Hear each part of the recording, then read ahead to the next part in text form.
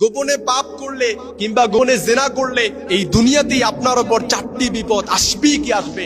অর্থাৎ এই চারটি বিপদের সম্মুখীন না হয়ে আল্লাহ তাআলা আপনাকে মৃত্যু দান করবেন না।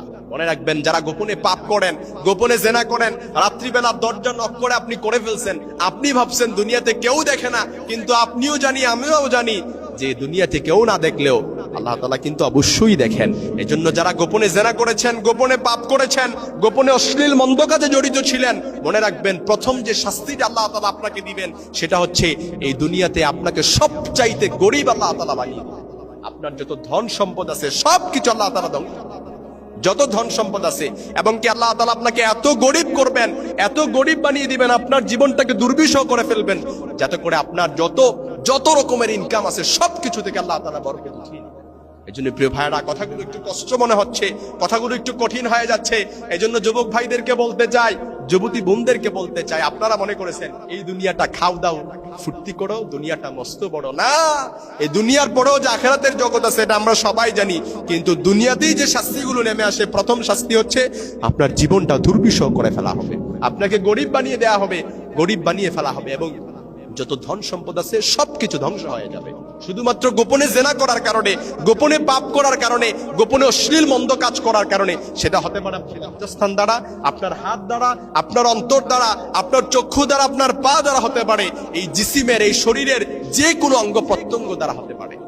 এজন্য প্রিয় ভাইরা, কথাগুলো কষ্ট হলেও 2 নাম্বার যে পাপ দুনিয়াতে আল্লাহ তাআলা আপনাকে দিবেন সেটা হচ্ছে ইচ্ছাকৃতভাবে জেনা করেন কিংবা অনিচ্ছায় করেন। অনিচ্ছায় করলে তো আল্লাহ তাআলা মাফ করে দিবেন, কিন্তু অনিচ্ছায় কেউ তো আর পাপ করে না, জেনা করে না।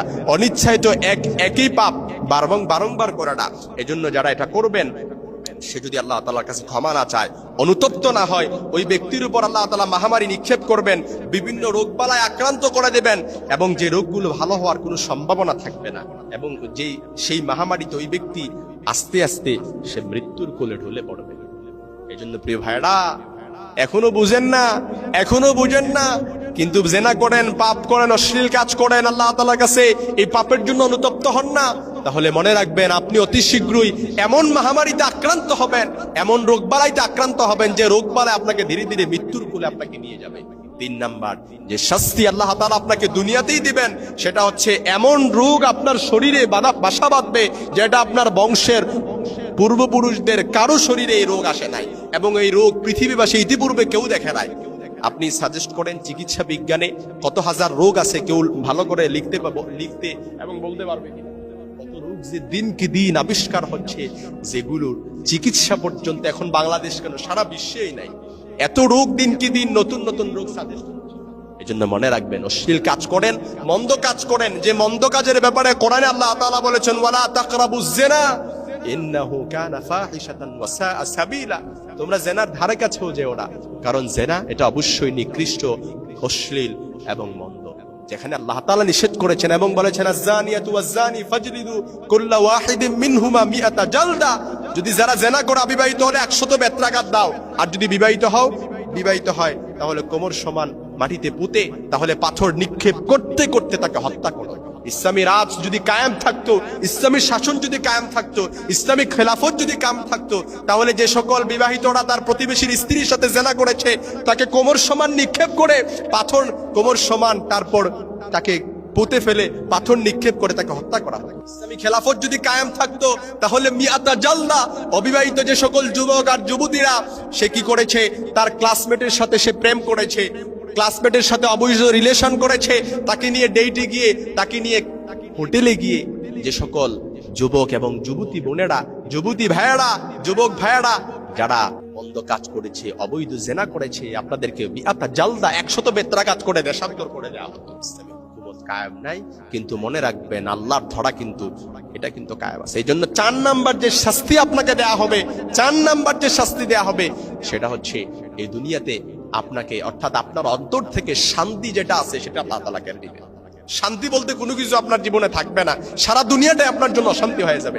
আপনার কাছে মনে হবে যদি আপনি আমি মরে যেতে পারতাম তাহলে মনে সবকিছু ভালো হতো, এটা আপনার কাছে মনে হবে, অর্থাৎ দুনিয়াটাই আপনার কাছে বোরিং ফিল মনে হবে। এই জন্য প্রিয় ভাই, প্রিয় বোন, এখনো বুঝেন না, তবে বুঝবেন, যখন আল্লাহ ধরবেন তখন বুঝবেন। এই জন্য দেখবেন অনেক, আল্লাহ না করুক, আমি বলি শুধুমাত্র বোঝানোর জন্য বলছি, অনেক দেখবেন যে অনেক যুবক কিংবা যুবতী বোনেরা, এখন দেখবেন অনেকে অসুস্থ হয়, বিছানায় কাতরায়, হসপিটালের বেডে কাতরায়। আহা, আমি জানি না, আল্লাহ তাআলা ভালো জানেন, আল্লাহ তাআলা মালুম, কিন্তু আল্লাহ তাআলার রাসূলের হাদিস এবং আল্লাহ তাআলার কোরআন এটা অসত্য হতে পারে না।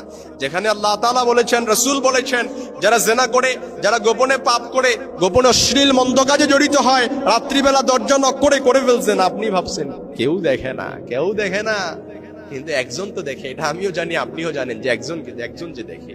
এজন্য করে ফেলছেন, পাপ করে ফেলছেন, কিন্তু অনুতপ্ত হন নাই, ক্ষমা চান নাই আল্লাহ তাআলার কাছে। এই শাস্তিগুলো পাওয়ার জন্য আপনি রেডি থাকেন।